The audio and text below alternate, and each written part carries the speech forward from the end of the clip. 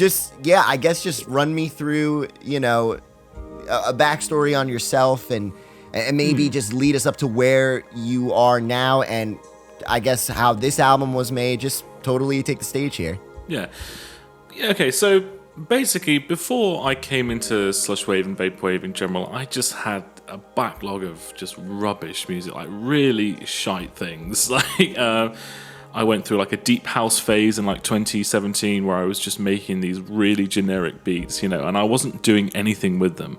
I just kind of made them and I would post them on SoundCloud or something, but I wasn't really pushing for any promotion and stuff like that. So my skills in kind of like Logic Pro and stuff were growing, and I was understanding a bit more about the technicalities. And then along came Slushwave and Vaporwave, and I was like, oh my goodness, this is like something I've always wanted, because I loved this kind of 80s, 90s funky stuff, all that kind of really beautiful reverberated sounds from those periods, like R&B, 90s R&B I listened to a lot of. And I also really loved ambient music like Brian Eno and who else, Laraji and people like that. And then Slushwave came along, and it was like the perfect blend of those two genres that I'd absolutely adored for years. And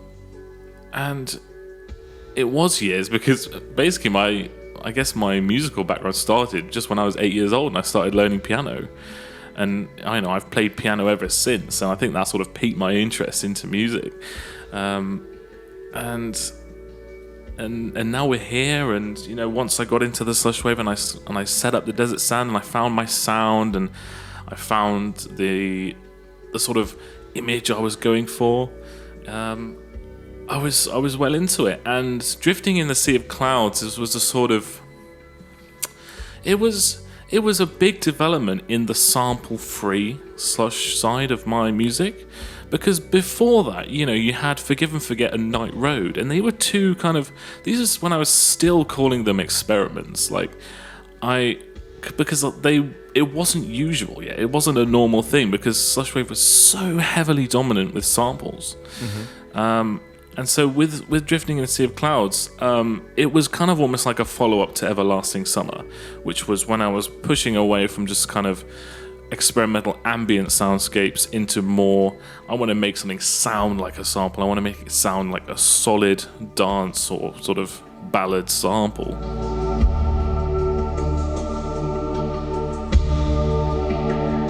And I still wanted to incorporate super ambient soundscapes with a style that sounded like, almost 80s pop, I guess. And so this is kind of where I started to, I guess, develop a more sort of song-like structure for them, which can also be seen in Night Road, like verses and choruses. And then it just fell together. Like, for example, the second track is still a lot more upbeat than the rest of the album, but that's just because it was a sample that I created. I think that was probably the oldest sample in that album. It was created around the time of Night Road and before Everlasting Summer, I think, and I just kind of repurposed it.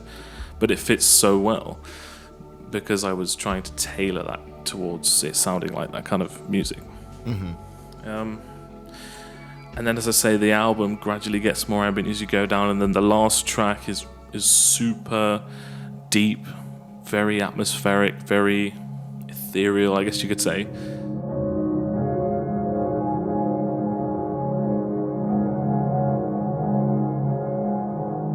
And then the bonus track, which is on the digital version, is just piano. And if you actually download it from my Bandcamp, you can get the sheet music for that piece. And as I say, it would be really nice to hear someone play it, because I haven't actually seen anyone pick up that music and play it yet. So, but that's the album in a nutshell. Ambient and 80s at the same time.